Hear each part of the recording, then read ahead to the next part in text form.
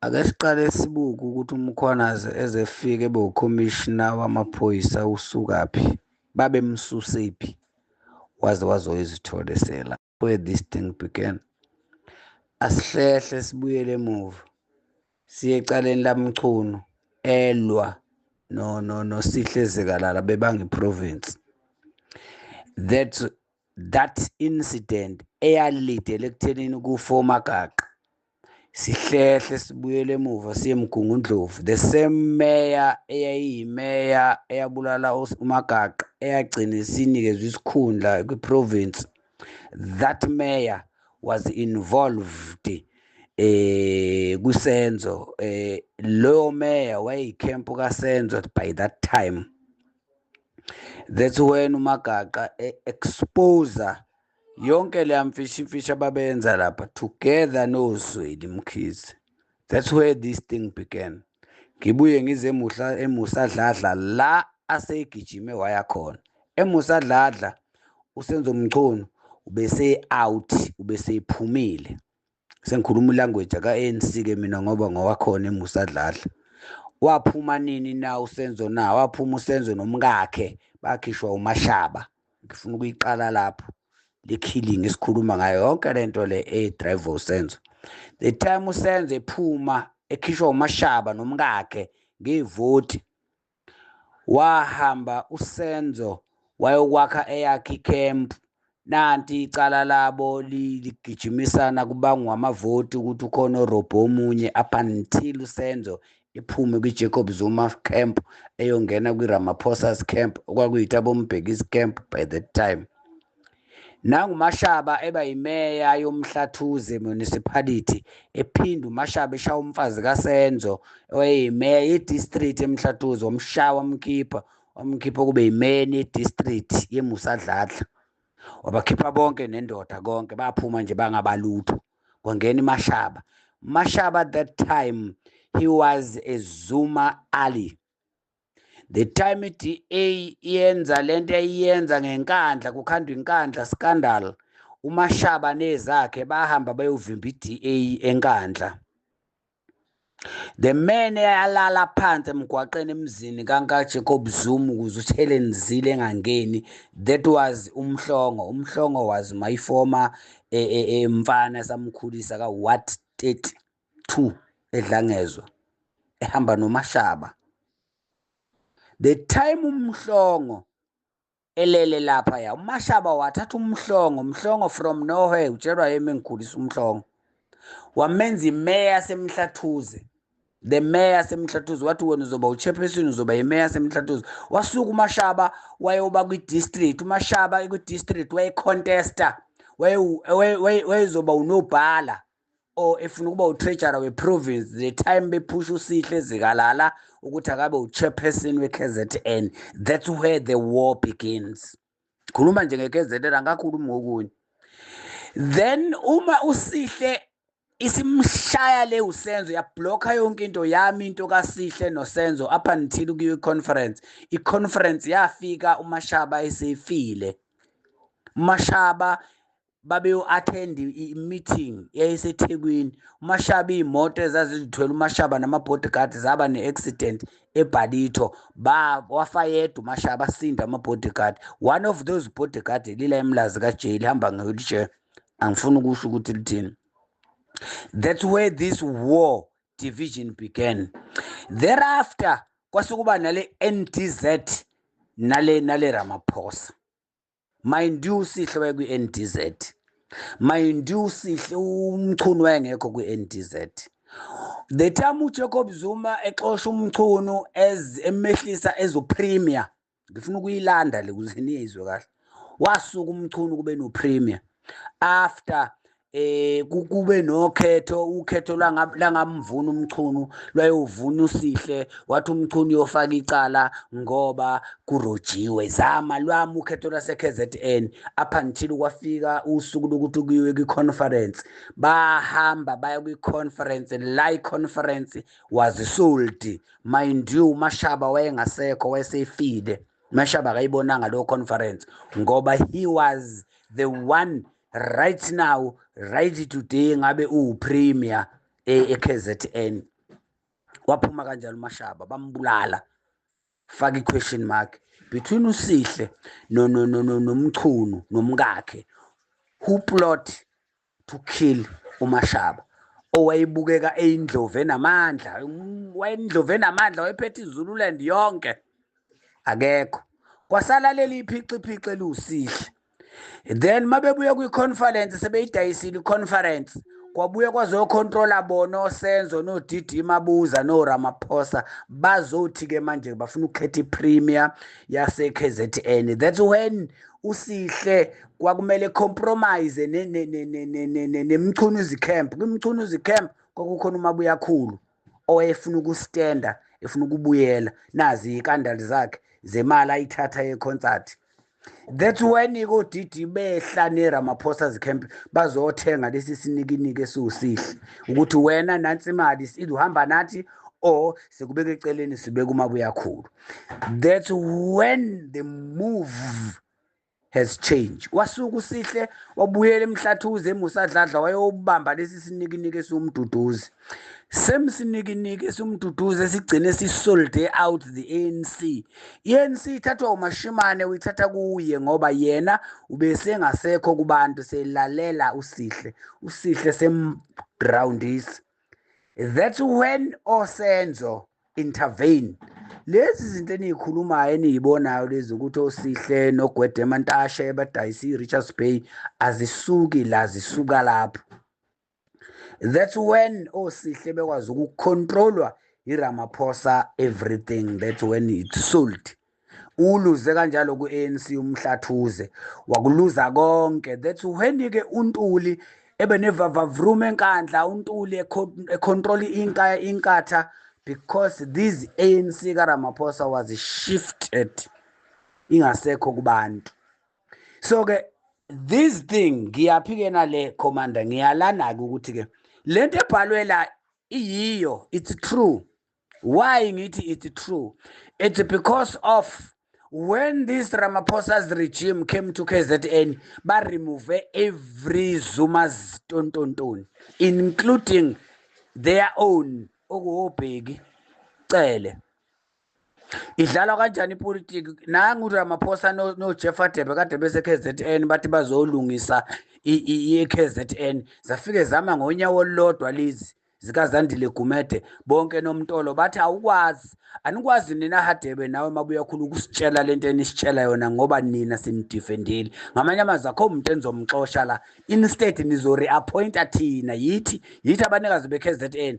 Wama lapho kuchakide-ke manje akusamuveki whereby bebezo-remova laba bantu with the hope ukuthi bazoba-remova ebese bonke laba bantu bemengazwilinye bethathe bani umchunu bemfake ezu-chairperson we-KZN bathi baya-restorisha. That's the mandate kamchunu-ke la ayakhona to control. Ngiyaphi-ke nale the same people ANC efuna ukubadampa are the same people who protected the same people ababadampayo. Ngikhuluma ngoMike Mabuyakhulu, ngikhuluma ngoSenzo Mchunu, ngikhuluma ngoDuma. uDuma unesikandali ethuka ubukhosi bamprotector bona same people. Ifike yastaka lapho-ke commanders inqola. Then underneath that people kunonathi Mthethwa la. Ngifuna ukunikhumbuza kunonathi Mthethwa la. KunoSihle manje abangekho happy ngeRamaphosa's camp ngoba basanikezwa ngama-portfolio ababuyisele emandleni. Yonke lento enziwa uSihle ezikalala kabalwa ukuthi uzobuyiselwa as what eKZN. Ngamanye amazwi the Ramaphosa wanted to shift the leadership entire, ifuna ukuletha abantu abangezubuza lutho abazojabulela ipower. The same Ndosi is outsourced because akukho la ebala khona uNdosi ukuthi uma kuthiwa iyabuyiselwa neseyingxoxweni akabizwa akekho. Asibuyeni-ke manje sibuyisele imiqondo sibe nama-sober senses like bani ozovuma. Mind you ukuthi the same ANC ayinayo i-leader erepresenta the KZN kwi-National High Command kwi-NEC phezulu. Why? Because of these people, because of oSenzo. So lena-ke nayi contract kaMkhwanazi ngifuna ukuza kule ukuthi kufika nini ukuthi umchunu efune ukujaha umkhwanazi. Umchunu akavedananga wajaha umkhwanazi, cha. Umchunu uze wahlakaza the task team political killing. Nazi ke izathu. It's because of inkabi eyabanjwa eMarine Hill iyanesibhame eCape Town yayithunywe. It's one of them. Testify lokho lelo docket likumchunu likumkhwanazi. Umkhwanazi wabhala leso statement, number 1. Number 2, bonke labantu engibabalayo abafile baningi kakhulu. oJackson Mthembu ngababala ngaze ngimelwe ikhanda. Umuntu owasinda lapho uObed Mlaba basebemjaha naye ngemuva. uJames Nxumalo ulapha ya engeke nginitshele ukuthi ukephi, but he stand for the Ramaphosa's camp. Those people are the people behind the doors. Umkhwanazi the support uyithole in different detective. Kuno detective wala eThekwini wadutshulelwe eMega City hlezi nomuntu wesifazane. Lo muntu wesifazane till today ukuyikhoma ngeke ngisho ukuthi wadutshulwa uba. Wadutshulelwe eMega City. The same man yadayiswa uzakwabo ngoba that man has exposed the haste yemoto zemali ezibanjwayo ukuthi obani behind. Kubo lamadoda eniwadefendayo. Same bantu bayazi ukuthi imoto zemali why zibanjwa kanjena na. That case iphi ilapha phezulu. Then njobethi umkhwanazi wonke ama-case amabi e-political killing induna njoba ibulalana kanje. Ngizohlehla ngize ngikhulume indaba engaphezulu. Even ukuhamba kwesilo kukulelo file. uShenge wathi uma iquestiona leyo akuphelanga ngisho amasonto amangaka uShenge lishoba laqonda wayebuza ukuthi kwenzeka kanjani ukuthi umzala wami esuke endlini ekhwehlela kuthiwa uyagula ahambe olala eAlbert jikijiki akasabuyanga asishekeni futhi leyo why is because kwakufunekala Ingonyama Trust asibuyeni Ingonyama Trust ijahwe uMonhlante ehlangane nabelungu befuna umhlaba le uHelen Zille namanje amaclip asekhona ethi Ingonyama Trust nomhlaba ongakanani ongawunika abantu ekukhuluma into engekho because bafuna ukunifaka lento abafuna ukunifaka yona asibuyeni ke sizela kaMcunu wonke lamacala u120 ntonto wonke aqala kumkhwanazi akekho umuntu la oshonile ifile lakho. So the question ke manje ithi why uSenzo egxume wakuhlakaza le task team incwadi nganisendela ubhalile awakha ama reason is because they are covering each other. Nayi iphalaphala bamdefendile uRamaphosa esekuvezile umkhwebane bakhipha upublic protector bafaka owabo wayezodefend that thing. It's very, very, very long. Asikwazi ukuthi singathi le ayikho politically ngoba le isuka kwipolitiki before ifike la.